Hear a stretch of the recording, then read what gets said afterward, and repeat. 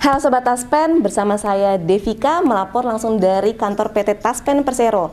Sobat Taspen, kegiatan pada hari ini adalah vaksinasi gotong royong yang kedua diselenggarakan untuk karyawan dan keluarganya. Tanpa menunggu lama lagi, mari kita simak liputannya. Sebelum memulai liputan, yuk kita swab terlebih dahulu. Oh iya, supaya bisa divaksin, peserta wajib loh untuk diswab. Lokasinya ada di lantai 6 gedung A PT Taspen Persero. Nah, Sobat Taspen, ini kali kesekiannya saya di swab di sini bersama dengan petugas kesehatan kita, Mas Andri. Dedeng.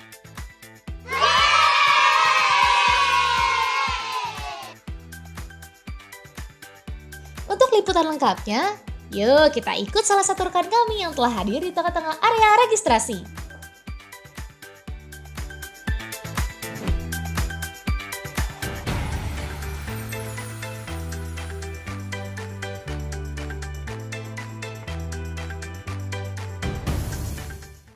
Terima kasih Devika, saya Wanpol melaporkan dari tempat registrasi vaksin gotong royong kedua PT Taspen Persero. Saat ini sudah banyak peserta yang datang untuk bersiap-siap divaksin. Tetapi sebelum divaksin terlebih dahulu harus melakukan proses registrasi. Kita akan mewawancarai salah satu petugas registrasi tentang apa aja sih yang harus dipersiapkan sebelum kemudian para peserta siap untuk divaksin. Saat ini kita telah memasuki ruang registrasi. Saya akan mewawancarai salah satu petugas registrasi kita di hari ini. Ini kita sudah berada di meja registrasi. Kita akan bertanya tentang bagaimana sih proses registrasi, apa saja yang dibutuhkan untuk kemudian bisa divaksin begitu. Selamat pagi Mbak Desi, bisa dijelaskan secara singkat mungkin gimana sih proses registrasinya dan apa aja yang harus dipersiapkan? Oke, untuk yang punya jadwal vaksin kedua, sebenarnya persyaratannya sederhana sekali, ada itu kartu vaksin yang pertama, kemudian yang kedua mengisi form screening, nanti di bagian registrasi peserta kami minta untuk mengisi daftar hadir dan kemudian datanya akan kami input ke dalam sistem oleh tim Kimia Farma. Kurang lebih sesederhana itu, selanjutnya peserta sudah bisa untuk vaksinasi. Kalau tadi sudah dijelaskan tentang peserta yang telah vaksin pertama, kita penasaran nih kalau untuk peserta yang baru pertama kali vaksin gimana nih Mbak Desi? Kurang lebih persyaratannya sama, hanya bedanya untuk peserta vaksinasi pertama kartu vaksinnya baru diperoleh hari ini. Jadi kartu vaksin pertama diberikan oleh panitia pada hari ini pada saat vaksin pertama dilangsungkan. Seperti itu. Jadi kalau baru pertama kali vaksin tentu saja tidak punya kartu vaksin yang pertama, nanti akan diberikan setelah vaksin pertama selesai dilakukan. Jadi sesimpel itu ya proses registrasi vaksin di Taspen. Setelah ini, setelah melakukan semua proses registrasi akan pindah ke ruang screening untuk diketahui apakah bisa divaksin atau tidak.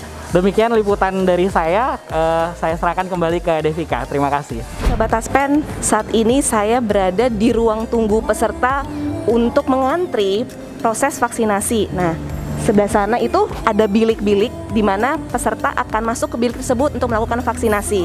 Ya, kita lihat yuk. Yuk kita lihat-lihat dan tanya-tanya ke peserta vaksin dan medis yang terkait.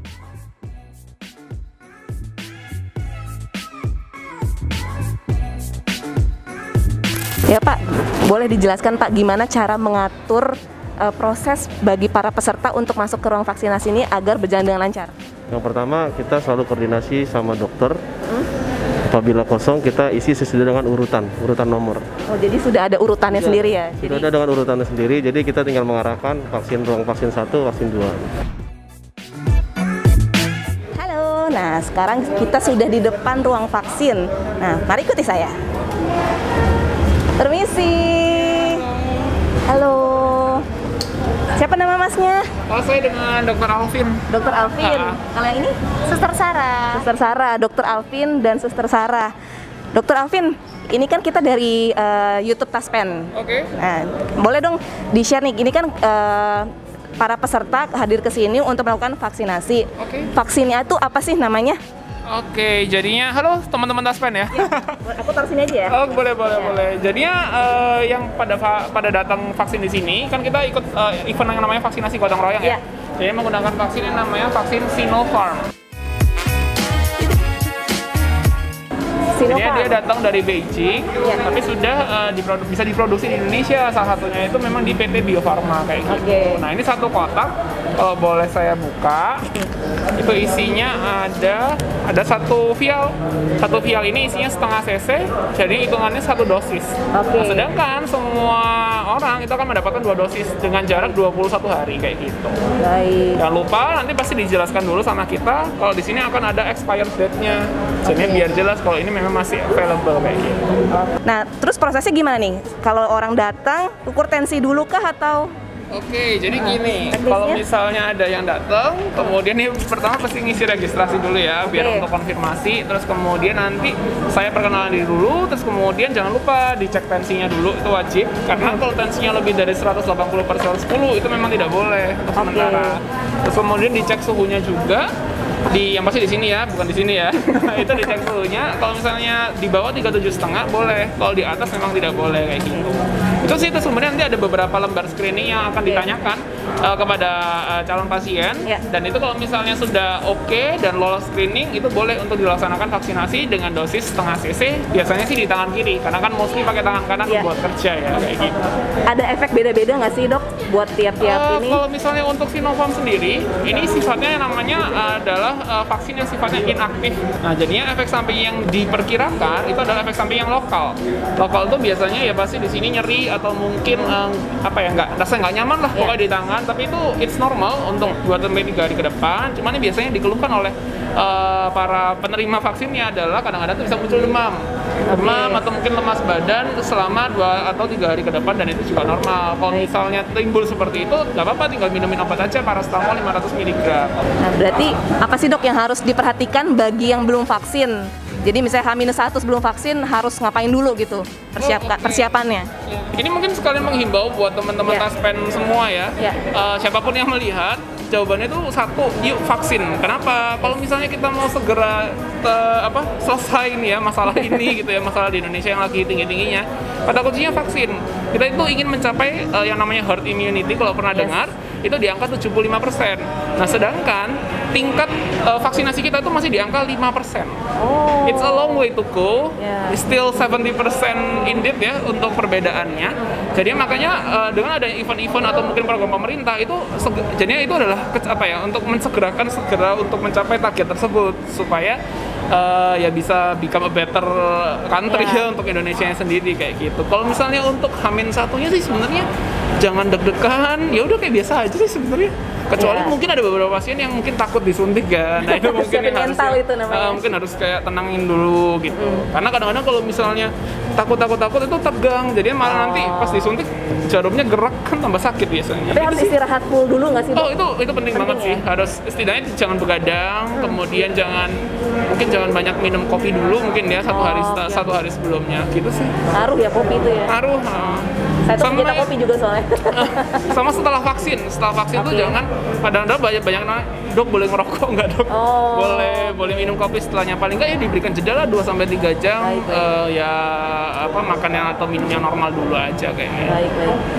Oke, kalau dari dokter sendiri, perasaan dokter menghadapi COVID ini gimana? Terus ketika vaksin ada nggak sih rasa takut-takut gitu? Apa udah biasa sekarang? Oke. Jadinya kalau misalnya untuk takut-takut sih ya nggak terlalu ya, karena kan kita berkostum dengan alat pelindung diri ini, maskernya juga sudah double ya. Sebelum disuruh double masker kita udah double masker sendiri.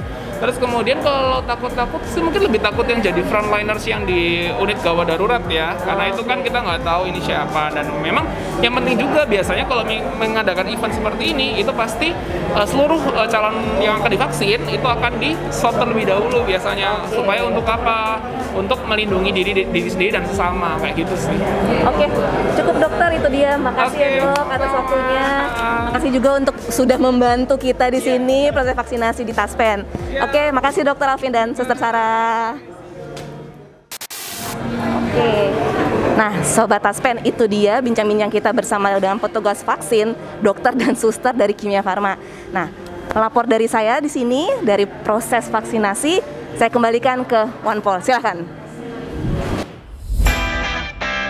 Thank you Devika. Saat ini kembali bersama saya Wanpol. Kita berada di depan ruang observasi. Kita akan mewawancarai salah satu peserta yang telah divaksin dan harus melakukan observasi selama 15 menit. Saat ini kita udah berada di ruang observasi. Kita akan mewawancarai salah satu peserta yang telah melakukan vaksin. Kita boleh wawancara sebentar ya Mbak, dengan Mbak siapa namanya? Efrida. Dengan Mbak Efrida ya. Ini vaksin pertama atau kedua Mbak? Oh, udah kedua. Udah kedua ya. Sebelumnya Mbak Efrida udah pernah kena COVID atau belum? Alhamdulillah belum sih. Belum pernah ya. Perasaannya setelah divaksin kedua ini, apakah ada gejala yang dirasakan atau seperti apa Mbak? Kebetulan pertama maupun kedua sampai saat ini sih belum ada sih. Nggak ada ya? Nggak. Okay. Paling ya lapar doang sih. Demikian wawancara kami dengan salah satu peserta yang telah divaksin. Kebetulan adalah vaksin kedua hari ini. Kita akan mewawancarai peserta yang lain lagi.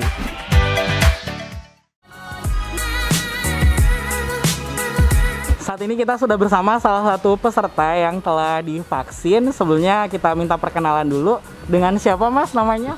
Saya Gusti. Menurut Mas Gusti, dengan adanya vaksin gotong royong di PT Taspen Persero ini, bisa kasih testimoni dikit nggak Mas?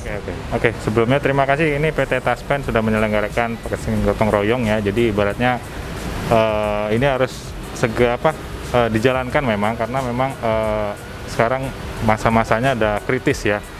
Jadi vaksin ini ibaratnya kalau saya analogikan nih kayak suplemen fitness sih gitu.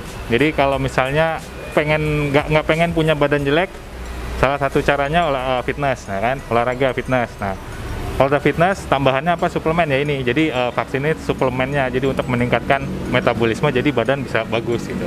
Nah, ada jaminan nggak kalau misalnya udah jalanin prokes, udah vaksin, nggak bakal kena? Itu nggak ada jaminan memang, tapi paling tidak imun kita nambah. Demikian liputan kami. Semoga vaksin gotong royong yang telah dilaksanakan oleh PT Taspen Persero dapat bermanfaat bagi karyawan, keluarga, dan tentunya untuk dapat meningkatkan proteksi kita terhadap virus COVID-19. Semoga tetap bisa menjaga kesehatan, menjaga protokol kesehatan, dan tetap sehat sampai dengan pandemi ini berakhir. Terima kasih.